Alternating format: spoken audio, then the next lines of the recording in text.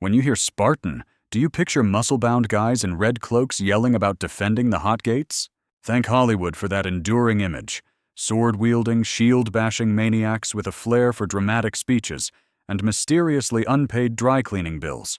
In truth, Spartans were far more than a historical CrossFit class in leather briefs. Sure, Spartan boys endured brutal military training, but between push-ups and spear drills, they also studied music, dance, and poetry, because nothing says fearsome warrior like a synchronized haiku recital. And while their shields worked wonders in battle, rumor has it they made for terrible picnic blankets. Sparta ran on strict organization and an unsung cast of helot laborers who handled chores far less glamorous than choking out Persians. Plot twist: Spartan women owned property and received a real education. Take that, ancient Athens. The real miracle isn't just that 300 Spartans held the pass, it's that some probably sang and danced at the after-party. Sparta, not just a perpetual boot camp, but a society built on clever rules and surprising culture. Not only were Spartans fierce warriors, but their infantry was considered nearly invincible.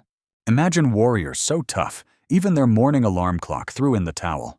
That's the image we get of Spartan hoplites, thanks to movies, memes, and anyone who's ever tried to survive a brutal gym class. Popular culture paints them as battlefield final bosses, strutting in red capes and kicking foes into the abyss like it's an extreme sport. The myth? Their legendary phalanx supposedly steamrolled everything in sight, as if Persians were just background extras in their own epic. But here's the kicker. Spartans were masters of discipline and drill, not indestructible war machines. Remember Sphacteria? Sparta got outmaneuvered and lost, proof that Achilles' heel isn't just a poetic invention. Thebes and Athens handed them defeats now and then, sometimes with cunning tactics, sometimes sheer numbers. Gear helped, sure, but luck, leadership, and quick thinking often made the difference. If Spartans were truly unbeatable, Netflix would have titled their show 301, Still Undefeated. Sorry, Leonidas. Sometimes even a red cloak can't save you from a case of Monday blues.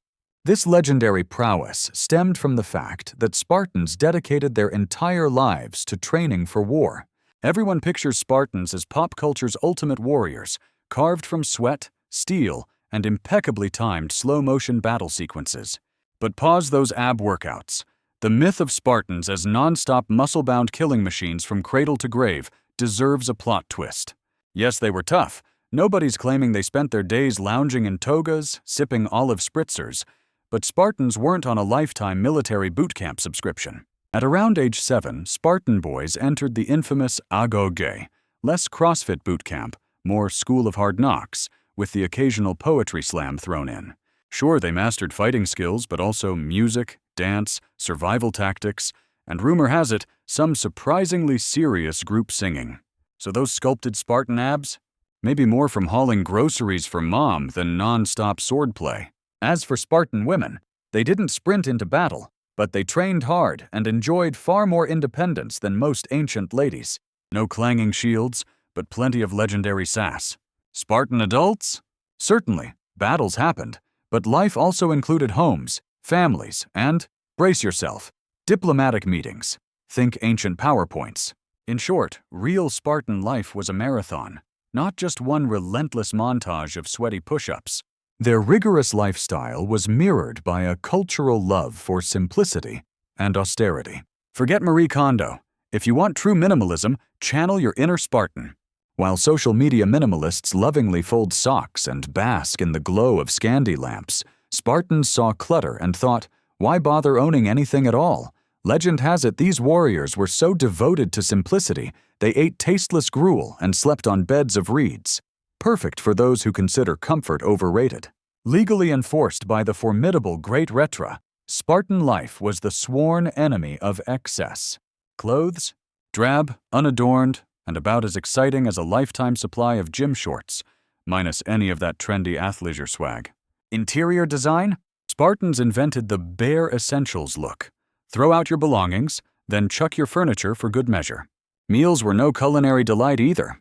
At public feasts, the infamous black broth reigned supreme, basically soup for people who believed flavor was a weakness. Flashing your wealth? Not just tacky, it could land you in serious legal hot water.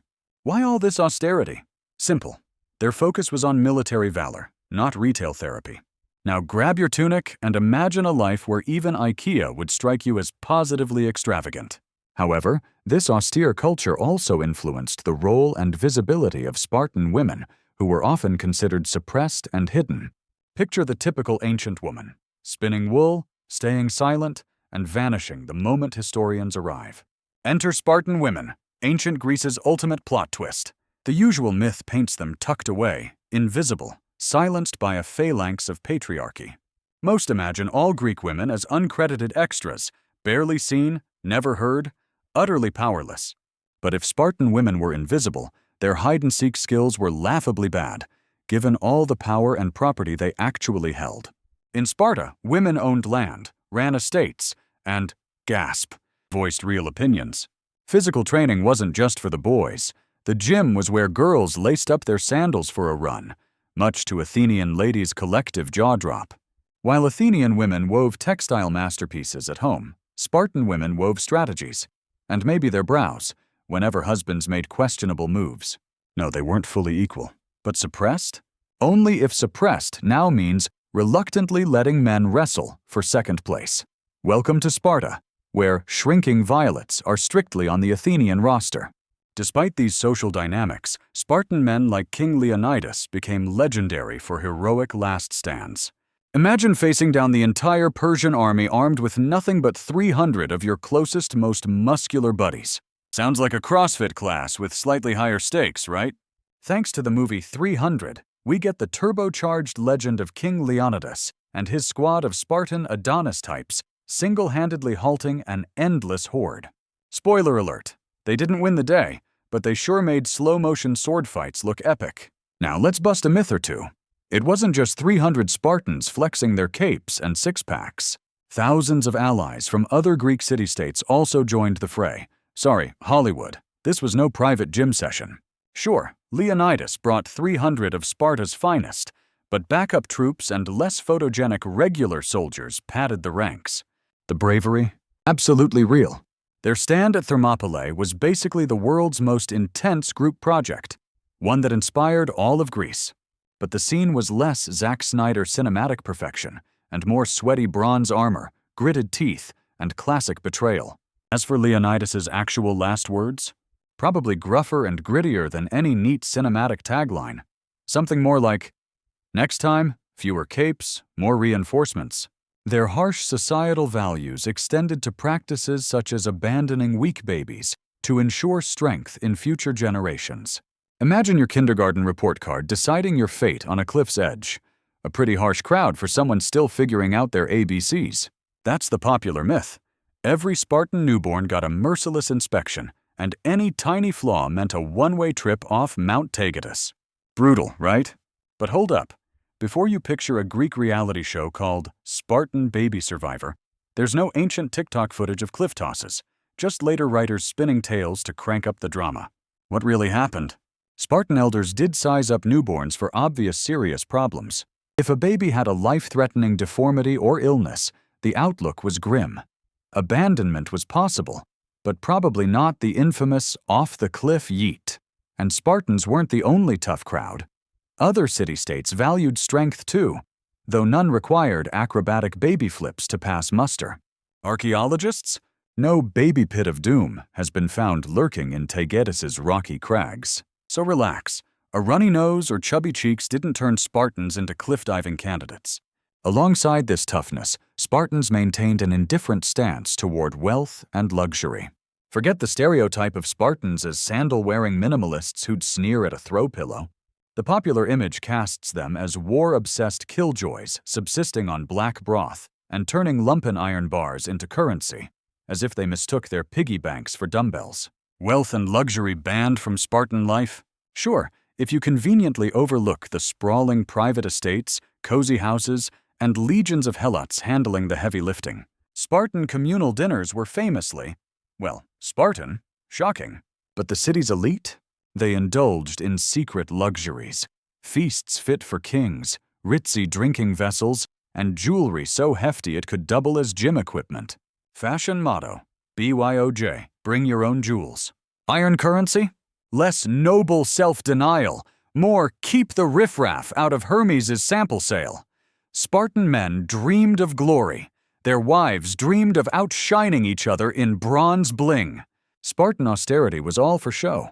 The real shine sparkled behind closed doors, long before Instagram made it cool. This austere approach also meant that Spartans looked down upon art, literature, and creativity. When people think of Sparta, they picture a place where poetry was somehow more scandalous than public nudity. The popular myth cast Spartans as allergic to anything arty, bookish, or remotely creative. Kids supposedly learned more spear drills than spelling drills. Military academies? Not music schools, right? The stereotype says, while Athenians wrote plays, Spartans just delivered movie trailers, short, loud, and starring themselves bare-chested. But is this no art allowed image really on target? Surprise! Sparta boasted poetry, music festivals, and even choreographed dances. They didn't just march everywhere in grim silence. Spartan women, in particular, were famous for their sharp wit. Euripides even took a jab at their biting comebacks. Military discipline ruled, but creativity was threaded through rituals, celebrations, and everyday life. Sure, if you'd tried reciting a haiku in Sparta, you might have been challenged to a wrestling match. Think poetry slam, Spartan style. Their version of art was just as lively, if occasionally more bruising. Despite this, certain rites like the Krypteia held significant mythic status as heroic passages. Imagine a coming-of-age ceremony that makes your grandma's bar mitzvah stories read like a cozy spa day.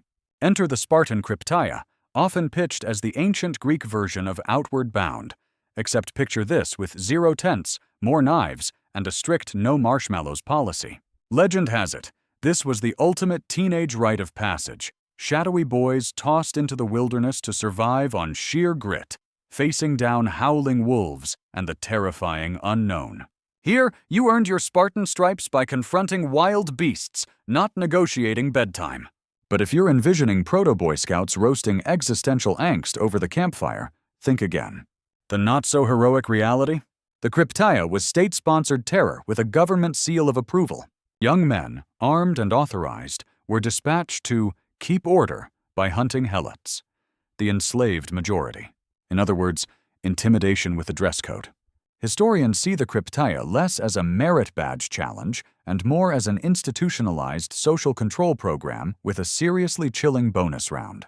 If there were patches, they'd read, "I survived," and made sure very few others did. These rites, among other customs, supported the idea that all Spartan citizens were equal. Spartan equality, genuine ideal, or just a very strict dress code? Hello, identical red cloaks. Judging by fashion alone, you might think every Spartan got the memo on unity, or that their one tailor had an ironclad monopoly. But here's the twist. Many believe all Spartans basked in perfect social equality, as if those matching haircuts and cloaks erased every difference. In reality, that fiery red hit a social pecking order sharp enough to slice olives. At the peak stood the Spartiates, male, full-blooded, and tough enough to survive childhood, and their mom's wrestling moves. Only they earned the title equals, homoioi, though even these equals jostled fiercely over land and status. Meanwhile, the perioikoi handled crafts and trade, and the helots did everything else, except spear practice. If all Spartans were equal, someone forgot to tell the helots, unless equal just meant equally terrified. And the Spartan meritocracy? It only worked if by merit you mean birthright, biceps, and a bouncing inheritance. Political power? Basically a family reunion with fewer awkward hugs. Red cloaks, uniform. Everything else? Not so much. This equality and military excellence inspired other armies to emulate Spartan training methods. Who wouldn't want to train like the Spartans? If your dream gym included spears, shields, and absolutely zero snack breaks. Legend has it, armies throughout history envied those rock-hard Spartan abs and their classic "don't mess with me" vibes. Greek city-states like Thebes tried to borrow the agoge system to toughen up their troops, though most soldiers wisely skipped the part about stealing cheese while getting whipped. The Romans admired Spartan endurance, but being Romans, they swapped red cloaks for sensible sandals and discipline manuals. Jump ahead to European military academies. They loved preaching Spartan rigor, but left out the childhood beatings and mandatory wolf chasing. Napoleon's troops fancied Spartan valor too, just with way fancier hats. Nowadays, armies nod to Sparta in pep talks, thankfully sparing recruits the public humiliation. Modern boot camps even allow carbs, imagine that. The Spartans thrived on olive oil, iron will, and an unpronounceable place called Thermopylae. Now, that's hardcore. From nightmares of cheese theft to your local gym routine, it's all a matter of perspective. Such rigorous training contributed to Spartans being considered the healthiest people in Greece. Picture a Spartan, all abs, no carbs, ready to wrestle a bear before breakfast. But did their legendary health really set them apart? It's a classic myth that Spartans were the ultimate fitness gods of ancient Greece, outfit-bitting everyone from Athens to Alexandria. Hollywood's partly to blame. Everywhere you look, it's chiseled jaws and chiseled everything else, thanks to the brutal agoge, a childhood training regimen that doubled as a medieval gym membership. But hold that epic montage. Spartan health had its abs and its absences. Sure, the agog whipped up tough soldiers, but disease, injury, and good old-fashioned malnutrition came as unwelcome plus ones. Their diet: less ancient superfood, more survival carbs. Think barley, wine, cheese, figs, and the infamous black broth. If kale smoothies ruled today, black broth would still nab worst health food unanimously. And Spartan infant mortality rates? They'd give a Roman a run for their denarii, thanks to harsh selection and medical know-how that wouldn't impress your grandma.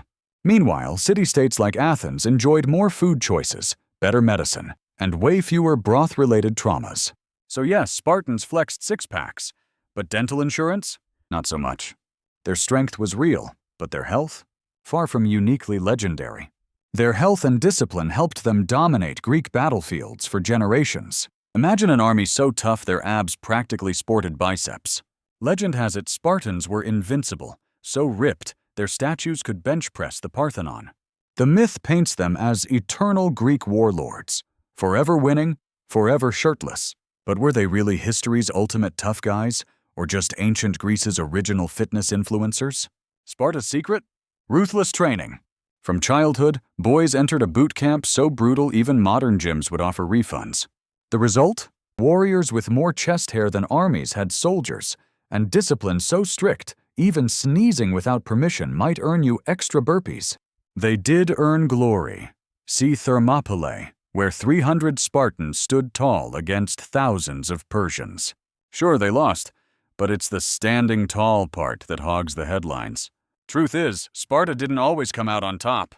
Just ask Thebes, who at Leuctra handed Sparta a defeat so crushing it made city-states reconsider their whole spear and shield routine.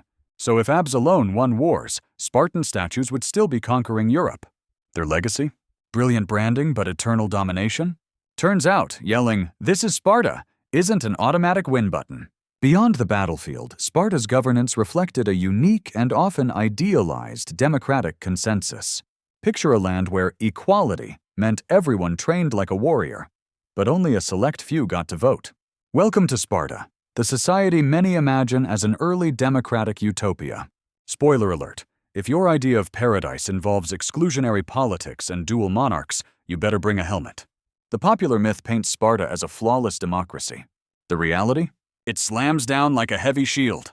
Only full-blooded Spartiate men, think sun-kissed warriors with beards and bureaucratic privileges, could play the political game. Women? Locked out. Foreigners? Show yourself the exit. Helots, the state-owned serfs toiling away, had about as much say as the olives they picked. Then came the Gerousia, a council of elders that was basically a retirement home with dictatorial powers. One citizen, one vote? More like one old-timer, unlimited veto. And remember those two kings? Twice the royalty, half the democracy. The assembly voted, but mostly just nodded politely at decisions made by the powerful. As for the Helots, their main political platform was avoiding crop confiscation. Or worse, Spartan democracy makes Athens roll in its marble grave, probably chuckling at the irony. In Sparta, if you weren't part of the right club, voting might just cost you your freedom.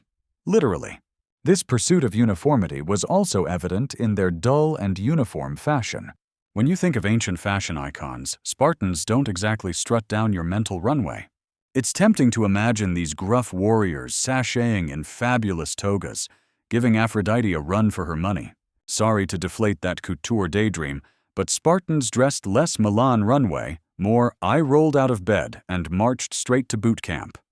Their style rulebook was delightfully minimalist, a short, basic tunic paired with a cloak. Color choices? Let's say the palette ranged from drab to, well, slightly less drab. The iconic blood-red cloak wasn't for flair. It was a clever hack to hide unsightly bloodstains. Practicality wasn't just a choice, it was a Spartan creed. Flashy jewelry, elaborate hairstyles, or cute shoes? Nope. Spartan wardrobes were so bare, even Marie Kondo would weep from sheer boredom. Spartan women shook things up a tad with shorter dresses and moves daring enough to make other Greeks clutch their pearls over exposed knees. But in Sparta, bland was bedazzling. Envy got you nowhere. Discipline was the only trend that mattered. Spartan Fashion Week? 5 minutes long, followed by a foot race. Because why not sweat out those sartorial sins?